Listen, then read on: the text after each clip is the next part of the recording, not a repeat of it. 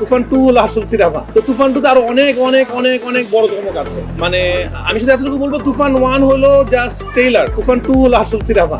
দর্শকদের জন্য সবচেয়ে বড় চমক নিয়ে ফিরছেন নির্মাতা রায়হান রাফি। 2027 সালে ক্যারিয়ারের সবচেয়ে বড় বাজেটের সিনেমায় অভিনয় করতে যাচ্ছে শাকিব খান। বিষয়টি নিশ্চিত করলেন নির্মাতা নিজেই। তুফান হতে অ্যাটিটিউড লাগে, চোখের দৃষ্টি লাগে। তুফান সিনেমার মাধ্যমে শাকিব খান প্রথম শ্রেণীর দর্শকদের মন জয় করতে পেরেছিলেন। এটি ছিল এমন একটি সিনেমা যেটা সকল শ্রেণীর মানুষই খুব বেশি পছন্দ করেছে। তাছাড়া তুফানের গানগুলো বাংলা গানগুলোর ভিতরে সর্বোচ্চ জনপ্রিয়তা অর্জন করেছে। এর আগে ইউটিউব ট্রেন্ডিং এ দেশীয় সিনেমার গান কখনো এতটা ভিউ হয়নি। ভক্তরা দীর্ঘদিন যাবত অপেক্ষায় ছিলেন তুফানের সিকুয়েলের জন্য। অবশেষে নানান জল্পনা কাটিয়ে সিনেমা লাভারদের জন্য সুখবর দিলেন রাফি।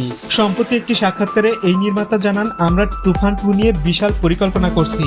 বাংলাদেশের মানুষ এর আগে দেশীয় ইন্ডাস্ট্রির এত বড় বাজেটের সিনেমা দেখেনি। 2027 সালে শাকিব খানের ঝুলিতে অনেক সিনেমা থাকলেও তার ফোকাস হতে যাচ্ছে রায়হান রাফি এবং মেহেদী হাসান হৃদয়ের সিনেমা। অর্থাৎ আসন্ন ঈদে দুইজন টপ ডিরেক্টরের ছবিতে কাজ করতে যাচ্ছে শাকিব খান, যে সিনেমাগুলো 2027 সালে বাজিমাত করতে প্রস্তুত।